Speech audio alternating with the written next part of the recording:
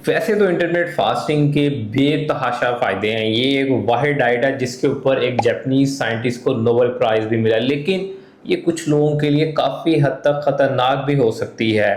अस्सलाम वालेकुम, मैं हूँ आपका माहिर ग़िज़ाई डॉक्टर ज़ुबैर। आप इस वक्त देख रहे हैं चैनल डॉक्टर ज़ैक डाइट। इससे पहले मैं वीडियो स्टार्ट करूँ, फट से मेरा channel doctor Zack diet like, share और सब्सक्राइब कर लें। और ये वीडियो उन लोगों के साथ तो लाजमी शेयर कीजिए जो इंटरमिटेंट फास्टिंग कर रहे हैं और अंधाधुन इंटरमिटेंट फास्टिंग कर रहे हैं, क्योंकि इसके कुछ ख़ास नुकसानात भी हैं और कुछ लोगों को इंटरमिटेंट फास्टिंग बिल्कुल नहीं करनी चाहिए। और किन लोगों को नहीं करनी चाहिए, आज की वीडियो ख़ास उन लोगों के लिए है। देखें, हर डाइट को फॉलो करने से पहले कम से कम किसी भी मुस्तनिद डाइटिशियन से लाजमी कंसल्ट किया करें कि ये डाइट आपके लिए फ़ायदेमंद है या नुकसानदेह। इसी तरह इंटरमिटेंट फास्टिंग एक डाइटरी टेक्निक है कि आपने फ़लाँ टाइम में खाना खाना है और फ़लाँ टाइम में आपने भूख हड़ताल करनी है, फ़लाँ टाइम में आपने बिल्कुल नहीं खाना। इसके दौरान आपकी कैलोरीज रिस्ट्रिक्टिव हो जाती है, इसके से वज़न कम होता है। लेकिन किन लोगों को ये डाइट बिल्कुल नहीं करनी चाहिए, जिससे उनकी हेल्थ डैमेज हो सकती है या सेहत पे बहुत बुरे असरात पड़ सकते हैं। सबसे पहले आती हैं ब्रेस्ट फीडिंग वूमेंस। वो माएँ जो बच्चों को दूध पिलाती हैं, उनको किसी सूरत में भी इंटरमिटेंट फास्टिंग नहीं करनी चाहिए। अब इंटरमिटेंट फास्टिंग उन लोगों को क्यों नहीं करनी चाहिए? सबसे पहली रीज़न ये है कि जब आप अपने बच्चे को दूध पिला रही होती हैं तो आपको कंजर्वेटिव एनर्जी चाहिए होती है, ठीक है? और इसके साथ आपको मेंटेनेंस कैलोरीज चाहिए होती हैं, डेफिसिट कैलोरीज नहीं चाहिए होती। लेकिन जब आप इंटरमिटेंट फास्टिंग करते हैं, सिर्फ आप 2 मील लेते हैं, एक सुबह में और एक शाम में, इसके अलावा आप बाकी मील्स नहीं लेते, जिसकी वजह से आपकी कैलोरीज कम हो जाती हैं। ऑन द अदर साइड जो फीमेल बॉडी है, उसको उतनी मिल्क प्रोडक्शन करने के लिए कैलोरीज नहीं मिल पाती, जिसकी वजह से मिल्क प्रोडक्शन कम हो जाती है और बेबी को या इन्फेंट को वो फीड ही नहीं मिलती, जिसकी वजह से माँ की सेहत तो डैमेज होती ही होती है, उसके साथ बच्चे की सेहत भी डैमेज होना शुरू हो जाती है, क्योंकि उसको न्यूट्रिशन नहीं मिलती। एट द एंड क्या होता है, बच्चे बार बार बीमार होना शुरू हो जाते हैं, स्टंटेड ग्रोथ होती है। और इसके साथ साथ क्योंकि ब्रेस्ट फीडिंग मूवमेंट को मेंटेनेंस कैलोरीज चाहिए होती हैं, वो डेफिसिट ले रही होती हैं, कम कैलोरीज की वजह से क्या होता है, उनके बाल गिरना शुरू हो जाते हैं, थकावट महसूस होना शुरू हो जाती है, चिड़चिड़ापन शुरू हो जाता है। इसलिए जितनी भी ब्रेस्ट फीडिंग वुमेन्स हैं, उनको इंटरमिटेंट फास्टिंग नहीं करनी चाहिए, उनको पोर्शन कंट्रोल डाइट करनी चाहिए। उनको हर 3 घंटे के बाद कोई ना कोई मील्स लाजमी लेना चाहिए, ताकि उनको कांस्टेंट एनर्जी मिलती रहे। सेकंड नंबर पे आते हैं वो लोग जिनको हर वक्त सरदर्द होता है या जिनको मिग्रेन के अटैक्स होते हैं।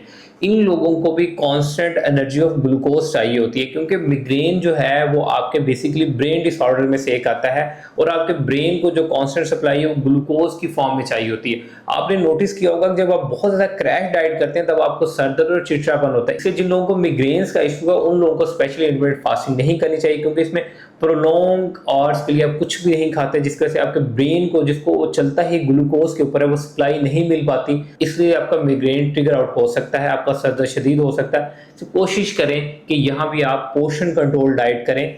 आप अपनी पूरी कैलोरीज को, डेफिसिट कैलोरीज को डिफरेंट पोर्शन में डिवाइड कर लें। सुबह नाश्ता करें, फिर स्नैक लें, दोपहर का खाना खाएं, इवनिंग स्नैक और डिनर, और उसके साथ आप 7 से 8 घंटे की नींद पूरी करें।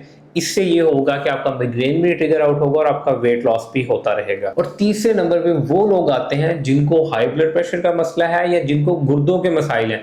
वो लोग यानी जो गुर्दों के कोई मेडिकेशंस ले रहे हैं या जिन लोगों को ब्लड प्रेशर का मसला है और हाई ब्लड प्रेशर के लिए मेडिकेशन ले रहे हैं, उन लोगों को भी ये डाइट नहीं फॉलो करनी चाहिए, क्योंकि जो लोगों को हाई ब्लड प्रेशर का मसला होता है, उन लोगों को भी बाज़ औक़ात बार बार भूख और एपिटाइट ट्रिगर आउट कर रहा होता है। इसलिए जिनको गुर्दों का मसला होता है, उनको पानी की ज़्यादा अमाउंट की ज़रूरत होती है, और जिसकी वजह से क्या होता है कि एक तो उनको प्रॉपर न्यूट्रिशन नहीं मिल पा रही, दूसरा उनकी हाइड्रेशन लेवल्स कम हो जाते हैं, जिसकी वजह से क्या उनके गुर्दों पे ज़्यादा साइड इफेक्ट्स पड़ता है। और जैसे कि मैंने बताया कि हाई ब्लड प्रेशर वाले पेशेंट, तो हाई ब्लड प्रेशर वाले पेशेंट्स को भी कांस्टेंट एनर्जी और कांस्टेंट डाइट चाहिए होती है और उनको बैलेंस डाइट चाहिए होती है। सम टाइम इंटरमिटेंट फास्टिंग में लोग बहुत ज़्यादा क्रैश डाइट में चले जाते हैं, जिसकी वजह से हार्ट हेल्थ डैमेज होती है।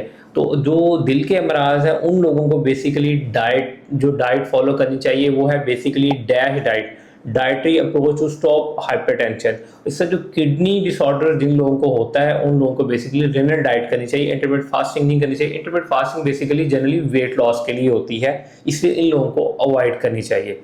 इसके बाद आता है लास्ट में हाइपोथायराइडिज्म। जिन लोगों को हाइपोथायराइडिज्म है या थायराइड डिसऑर्डर्स हैं, उन लोगों का मेटाबॉलिज्म नेचुरली स्लो डाउन होता है।